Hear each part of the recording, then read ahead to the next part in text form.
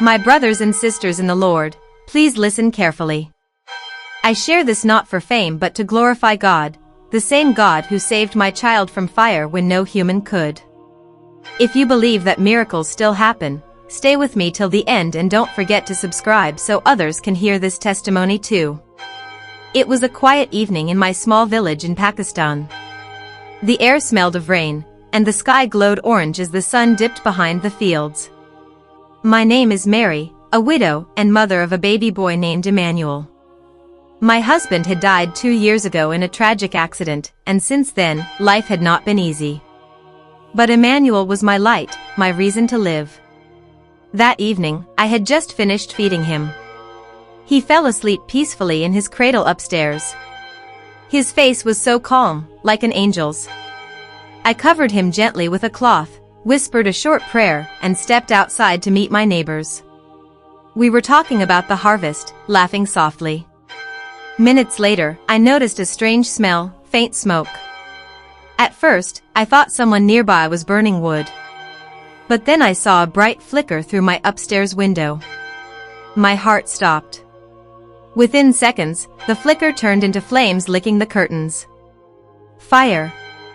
I screamed. The neighbors turned, shocked. Someone ran for water, others shouted for help. But the fire spread fast, too fast. The wooden beams crackled like dry paper, and thick black smoke rose into the air. I tried to run upstairs, but the stairs were already covered in flames. The heat forced me back. I screamed Emmanuel's name till my voice broke. Someone held me from behind to stop me from running into the fire. You'll die, they cried. But what is life without my child? I fell to my knees and cried, God, please. Save my son. Please, Lord, save my son. It felt like hours, but it was only minutes before the firefighters arrived. The whole street was glowing orange.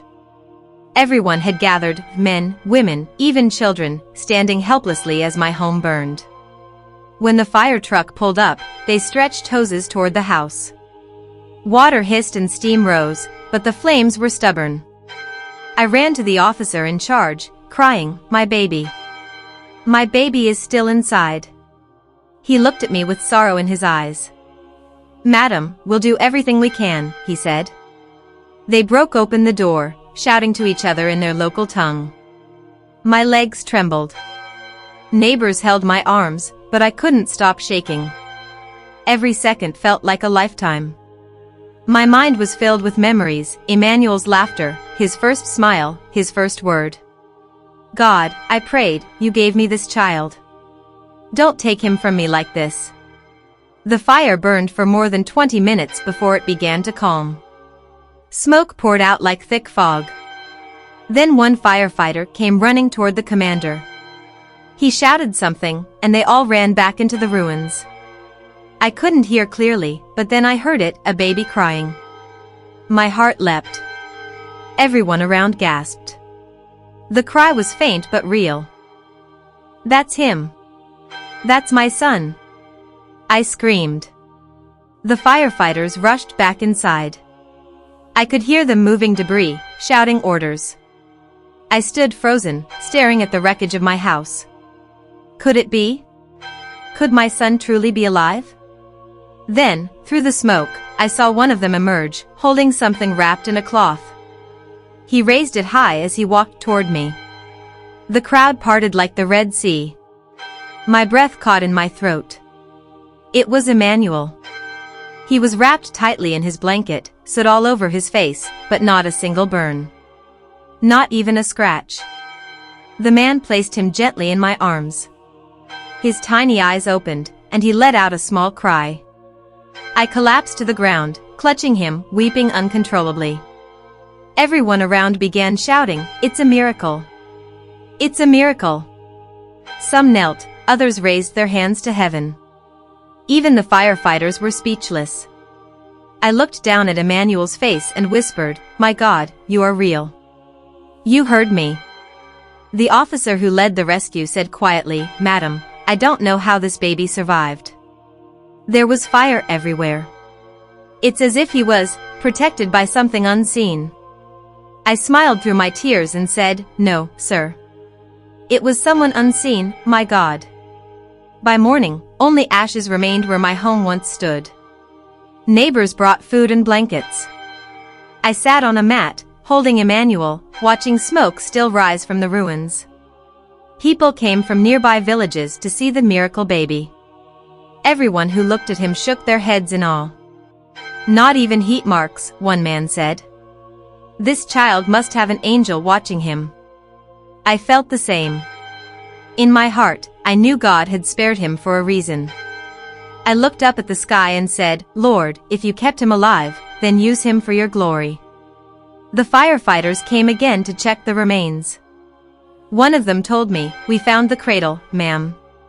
It was burned to ashes, except for a small corner where the baby lay." It doesn't make sense. But I knew the reason: faith. God had drawn a circle of protection around Emmanuel that no flame could cross. Days passed, and everyone still talked about the miracle.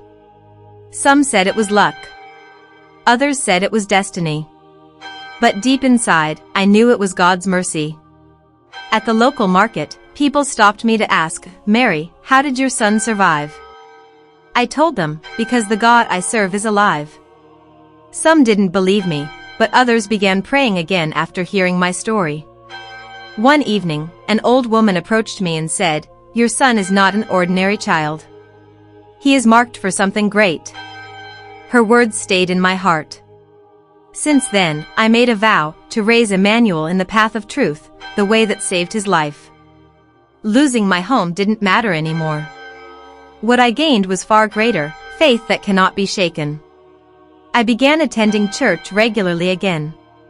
Each Sunday, I stood up and testified, telling everyone, if God can save a baby from fire, then he can save your soul from anything. Emmanuel grew stronger by the day. His laughter filled our new small home.